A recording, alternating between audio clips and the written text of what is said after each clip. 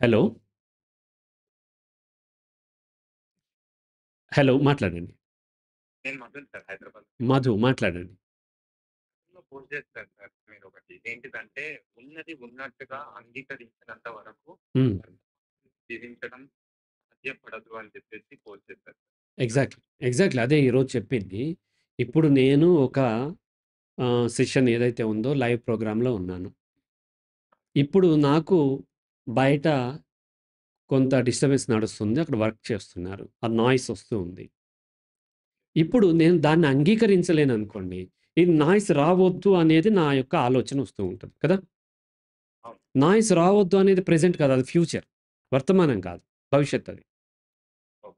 ఇప్పుడు ఉన్నదది. దాన్ని యాక్సెప్ట్ చేయటం కంటే వేరే మార్గం లేదు. అలాగే నేను ఆఫ్టర్‌నూన్ లంచ్ సరిగ్గా చేయలేదు. ఆకలేస్తుంది. ఇప్పుడు నాకు ఆకలెయ్యొద్దు అనుకున్నాననుకోండి, ఇంకా నా డిస్టర్బెన్స్ పెరుగుతూ ఉంటదిక. నాకొక యాక్సిడెంట్ అయింది. హాస్పిటల్‌లో ఉన్నాను. పెయినొస్తుంది. నాకు ఈ పెయిన్ వద్దన్నామనుకోండి, అక్కడ 2 పెయిన్‌లుంటాయి. ఒకటి ఫిజికల్ పెయిన్ యాక్సిడెంట్ అవ్వటం వల్ల వచ్చే పెయిన్. రెండోది ఏంటి ఓకే. అనంటే, ఈ పెయిన్ నాకొద్దు. పెయిన్ లేని స్థితి అది ఫ్యూచర్‌లో అది. కదా! అది మానసికమైన పెయిన్. ఈ 2 కూడా కలిసి ఇంకా పెరుగుతది పెయిన్. ఈ ఫిజికల్ పెయిన్ తగ్గిపోతది. కానీ మానసికమైనది మాత్రం ఇంకా కంటిన్యూ అవుతూ ఉంటది. రైట్? కాబట్టి ఓకే.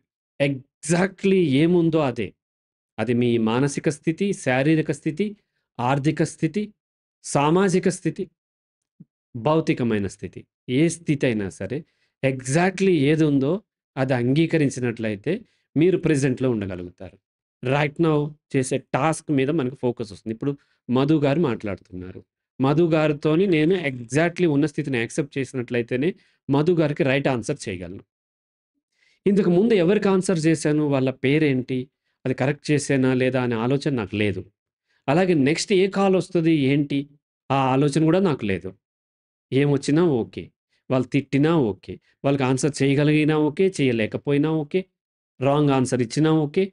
ఇప్పటికి నాకు మధు గారు అడిగినటువంటి ఒక క్వెషన్‌కి నాకు వీలైనంత వరకు ఆన్సర్ చేస్తాను. అది ఉన్న స్థితిని యాక్సెప్ట్ చేయటం. అలా గాకుండా మధు గారికి చాలా బాగా ఆన్సర్ చేయాలని కోరిక ఉందనుకోండి, మళ్ళీ అది ఫ్యూచర్ అయిపోతుంది.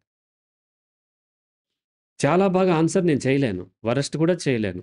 నాకు తెలిసింది నేను చేయగలుగుతాను. అంతే కదా! అవును. సేమ్ అదే. ఎక్కడైనా అదే. నాకు చేతనైంది నేను చేస్తాను. ఒక ఎగ్జామ్ ఉంది. నాకు వీలైంది రాస్తాను. ఎగ్జామ్ ప్రిపేర్ అవుతాను. నాకు వీలైనంతగా ప్రిపేర్ అవుతాను. అలా యాజ్ ఇట్ ఈస్‌గా యాక్సెప్ట్ చేసినప్పుడు దెన్ మీ పెర్ఫార్మన్స్ పెరుగుతది. పెర్ఫార్మన్స్ పెరిగితే ఆటోమేటిక్‌గా రిజల్ట్స్ వస్తది గదా! అవును. ఇంక వేరే చేసేదేం లేదు. అల్టిమేట్‌లీ ఏ పాజిటివ్ రిజల్ట్స్ రావాలన్నా పెర్ఫార్మన్స్ పెరగాలి. పెర్ఫార్మన్స్ పెరగాలంటే యాజ్ ఇట్ ఈస్‌గా ఉన్నదాన్ని యాక్సెప్ట్ చేయాలి. రైట్? రైట్.